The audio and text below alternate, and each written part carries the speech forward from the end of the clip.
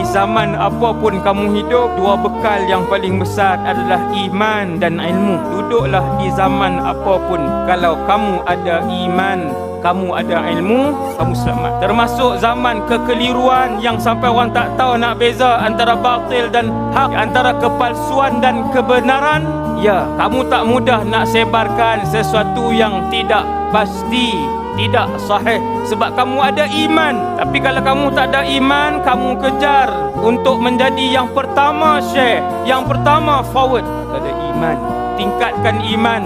Tanam dan tumbuh cambahkan benih iman, segar dan banyakkan benih iman dengan bacaan Quran, tadabbur ayat Quran, dengan salat, dengan zikir, memperbanyakkan jenis ibadat, dengan melihat kebesaran Allah, mengkagumi kebesaran penciptaan-ciptaan Allah. Cara untuk iman, tingkatkan iman. Kemudian ilmu, dengan mewajibkan diri datang ke majlis ilmu.